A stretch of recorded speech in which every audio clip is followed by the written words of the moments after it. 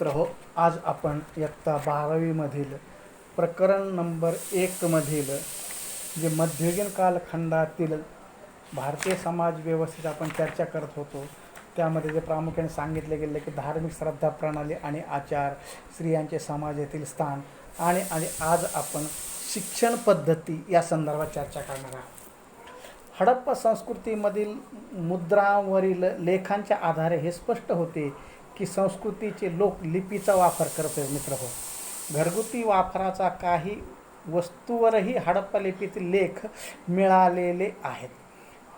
मित्र हो, वैदिक काळात वैदिक ग्रंथाचे अध्यापन केले जाय.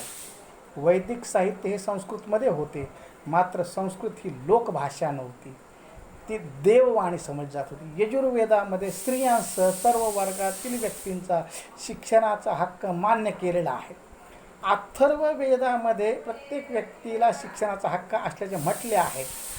वैदिक शिक्षणासाठी गुरुकुलात प्रवेश करण्यापूर्वी ब्राह्मण, क्षत्रिय आणि वैश्य या 3 वर्णातील विद्यार्थ्यावर उपनयनाचा संस्कार होणे आवश्यक असे. उपनयन हा एक धार्मिक संस्कार होता आणि तो केल्याशिवाय विद्यार्थ्यांना गुरुग्रही जाऊन शिक्षण घेता येत नव्हते. त्यांचे वास्तव्य गुरुग्रही असे तोपर्यंत त्यांना ब्रह्मचार्याचे पालन करावे लागेल. जोपर्यंत हे विद्यार्थी गुरुग्रही राहून शिक्षण घेत आहेत तोपर्यंत त्यांना ब्रह्मचार्य व्रताचे पालन करावे लागेल. मौखिक पठणाच्या पद्धतीने विद्यार्थी वेदामधील ज्ञान मुखोद्गत करीत किंवा आत्मसात करीत असत. मौखिक पठणाच्या या पद्धतीत शुद्ध आणि स्पष्ट आचरणावर पूर्ण भर दिलेला असे.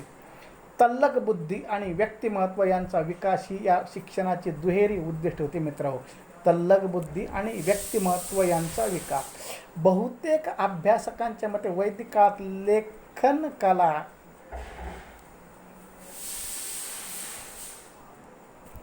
लेखन कला माहीत नव्हत्या.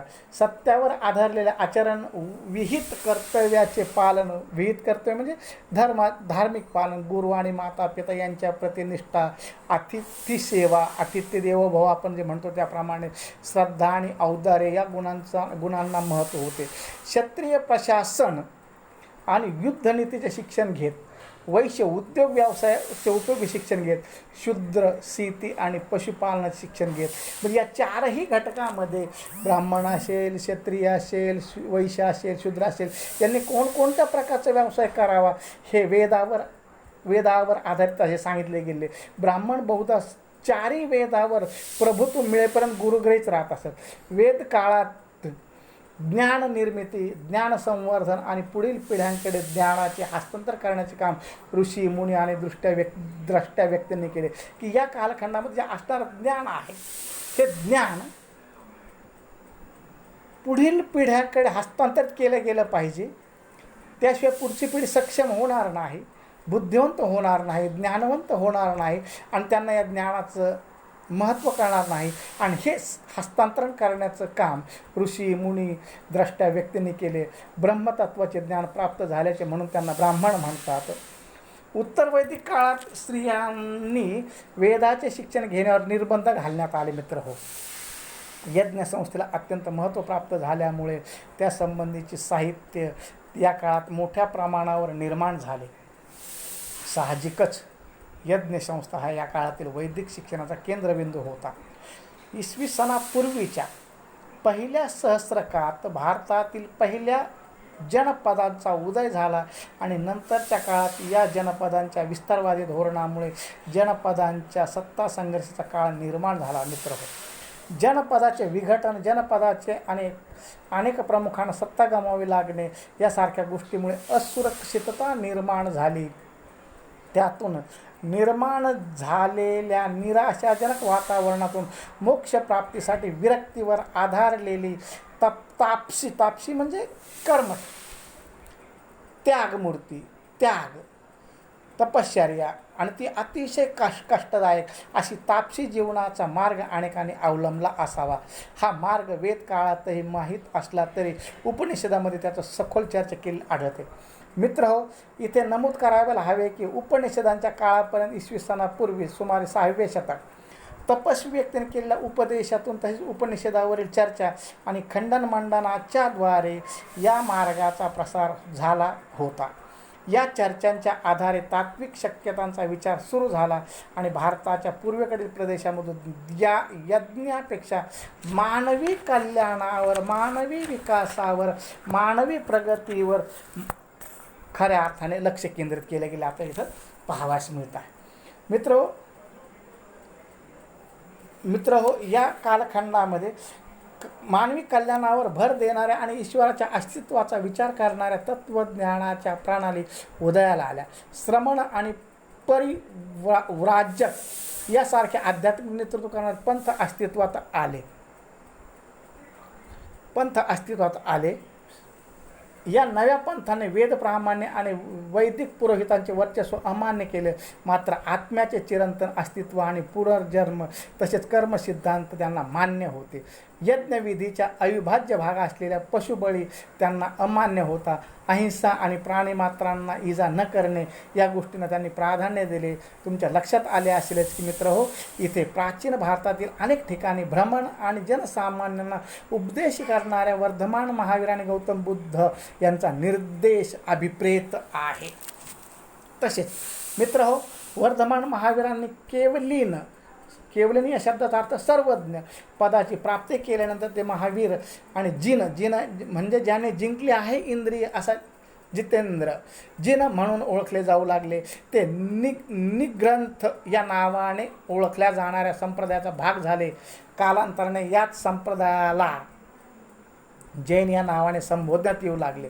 जैन म्हणजे जिन म्हणजेच वर्धमान महावीरांचे अनुयायी. त्यांना जैन धर्माच्या उपदेशासाठी 3 दशके भ्रमण केले. त्यांच्या आणि गौतम बुद्धांच्या उपदेशामध्ये काही फरक होते. गौतम बुद्धाची तत्वप्रणाली त्यांच्या प्रदेशातील स्थानिक श्रद्धा प्रणालीतील मूलभूत तत्वांशी नाते सांगणारी होती. उदाहरणार्थ तत्कालीन चैत्य हे पृथ्वीतत्व आणि भूतमात्रांची स्थानके असल्याचे मानले जाई. समाज जनासाठी ती विनासायास आणि विनामूल्य प्रवेश असणारी पूजास्थाने होती. सनातनी समाजाबाहेरील साधू या चैत्याभोवतीच प्रदेशात वास्तव्य करीत असत. या चैत्यांच्या पूजेसाठी येणाऱ्या लोकांकडून त्यांना भिक्षा मिळत असे. गौतम बुद्धांनी ही प्रचलित प्रथेला मान देऊन आपल्या जनसामान्यातील अनुयायांचे तसे करण्यास प्रवृत्त केले. कालांतराने भारतात अनेक ठिकाणी बौद्ध संघ स्थापन झाले. सतत भ्रमण करणाऱ्या भिक्खूंना पावसाळ्यात राहण्यासाठी ठिकठिकाणी वर्षावास बांधले गेले. वर्षावास म्हणजे निवासस्थान. पावसापासून बचाव होण्यासाठी त्याला वर्षावास असं म्हटलं जातं. भिक्खूंच्या वास्तव्यासाठी बांधलेल्या स्थानांना विहार असेही म्हणतात. या विहारामधून पुढे बौद्ध भिक्खूंनी शिक्षण देणारी केंद्रे उभी राहिली. बौद्ध शिक्षण पद्धती बौद्ध संघाच्या व्यवस्थेशी बांधलेली होती. काही काळाने गौतम बुद्धांनी या संघामध्ये स्त्रियांना प्रवेश देण्यास परवानगी दिली होती. दीक्षा घेऊन संघात प्रवेश करणाऱ्या स्त्रियांना भिक्खुनी म्हटले जाई. संघात प्रवेश घेतल्यानंतर व्यक्तीची जात आणि इतर सामाजिक ओळख पूर्णतः पुसली जात असे आणि ती व्यक्ती समता आणि बंधुता या तत्वावर आधारलेल्या बौद्ध संघाची सदस्य होत असे. मित्र हो, वैदिक गुरुकुलाप्रमाणेच बौद्ध संघातील गुरु शिष्यामध्ये निकटच्या सहवासामुळे एक ऋणानुबंध निर्माण होत असे. शिष्याला गुरुजवळ राहून त्यांची सेवा करावी लागे. भिक्खू आणि भिक्खुनी यांचे संघ स्वतंत्र असत. भिक्खुनी संघामध्ये गुरुपदी पोहोचलेल्या अनेक ज्ञानी भिक्खुनी स्त्रिया होऊन गेल्या. त्यांचा उल्लेख आदराने थेरी असा केला जाई. भिक्खुनी संघामध्ये शिक्षण आणि सेवाभाव यासाठी अनेक संधी उपलब्ध होत्या. गौतम बुद्धांची शिकवण म्हणजे ज्याला आज आपण मानवतावाद म्हणू असा तो होता. अशा तत्त्वज्ञानाचा पाया होता. तुम्हाला नालंदा आणि तक्षशिला येथील विद्यापीठांशी माहिती असल्यास तेथील विहारामधून बौद्ध धर्म आणि साहित्य यांचे अध्यापन केले जाईल. अध्यापन करण्याची ही परंपरा बौद्ध विहारामधून आजतागायत जपलेली आहे. बौद्ध शिक्षण पद्धतीचा इतिहास हा पर्यायाने बौद्ध संघ आणि विहार यांचेही इतिहास आहे.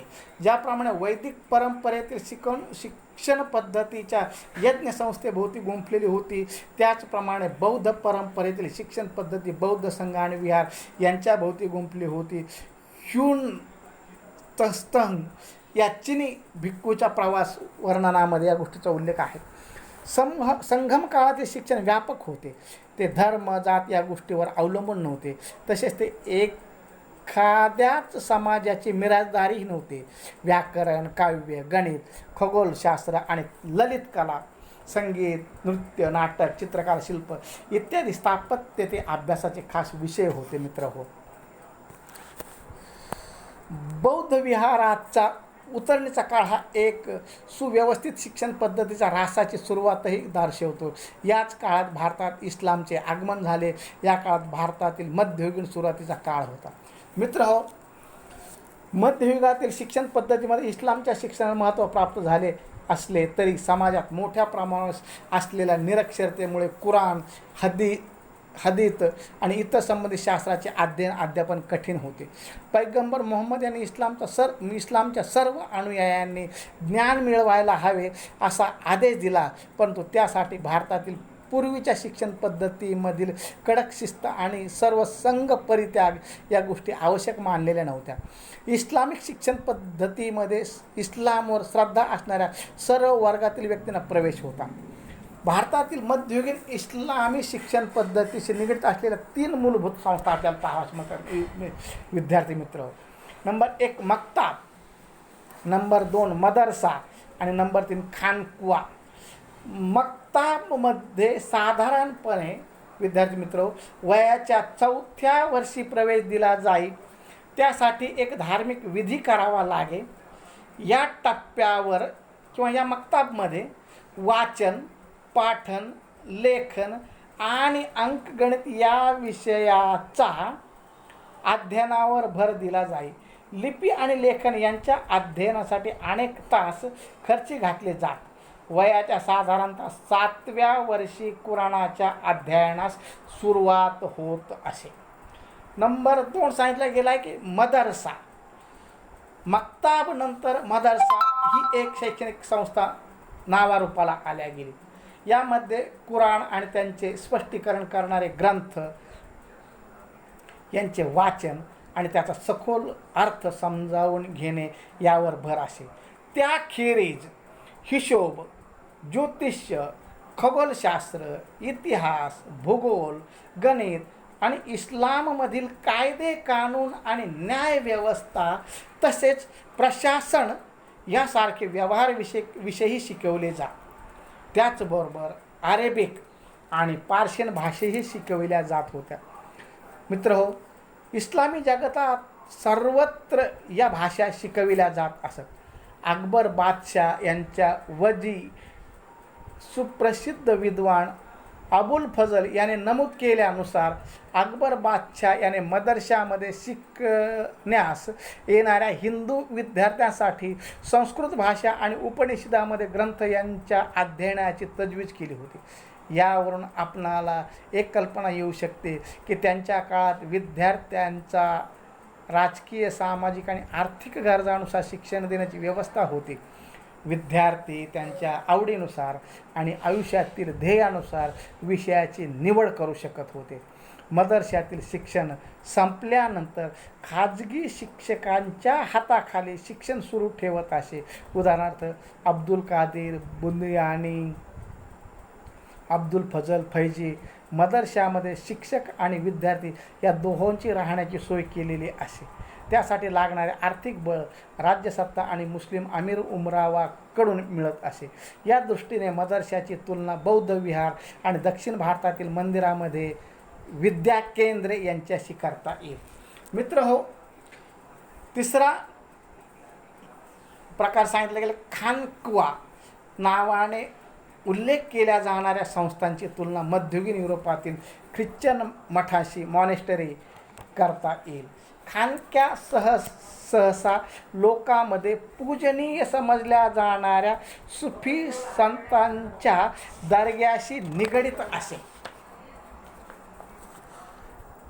त्याचबरोबर कला, गुप्त साम्राज्याचा कालखंड हे भारतीय इतिहासातील सुवर्णयुग होते मित्र हो, असे समजले जात होते. त्यांचे कारण म्हणजे या काळात संगीत असेल, चित्रकला असेल, कला असेल आणि इतर शास्त्रामधील झालेली भरीव कामगिरी, विविध उद्योग व्यवसायामधील कौशल्य, शिकाऊ उमेदवार प्रत्यक्ष काम करता करता आत्मसात करत असत. कला आणि उद्योग व्यवसायांची भरभराट धनिक दानशूरांच्या उदार आश्रयामुळे झाली. मध्ययुगीन भारतात मुस्लिम राज्यकर्त्यांच्या आश्रयाखाली विविध कलावार, त्यांची अभिरुची, कल्पना आणि निवड यांचा प्रभाव पडला. मध्ययुगामध्ये बदललेल्या राजकीय परिस्थितीमुळे शिक्षण पद्धतीवर मात्र विपरीत परिणाम झाला. दिल्ली आणि आग्रा या राजधानीच्या शहरातील मुस्लिम शासकांनी स्त्रियांच्या शिक्षणासाठी काही विशेष प्रयत्न केले नाहीत. शहरे आणि खेडे येथील विद्वान व्यक्तिगत पातळीवर अध्यापनाचे कार्य करत असत. हे अध्यापन संस्कृत, अरेबिक आणि पार्शियन भाषांमधून केले जाई. अशा प्रकारे शिक्षण घेणाऱ्यामध्ये फक्त संपन्न वर्गातील लोक आणि मुस्लिम उलेमा तसेच ब्राह्मण आणि उच्चवर्णीय जातीमधील लोक यांचा समावेश होता. मुलींचे शिक्षण हा पिता किंवा कुटुंबातील वडीलधाऱ्या पुरुषांचा व्यक्तिगत मामला असल्याचे मानले जात होते. मुस्लिम कुटुंबातील स्त्रियांना घरच्या घरी राहून खाजगी शिक्षकाकडून शिकवण्याची परवानगी दिली जात असे. घरी येऊन शिकवणाऱ्या शिक्षकांना मौल्यवान वस्तू भेटी दाखल दिल्या जात.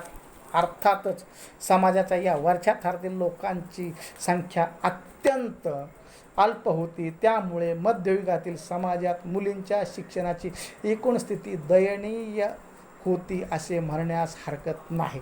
विद्यार्थी मित्र, इथे हे शिक्षण ही संकल्पना संपते.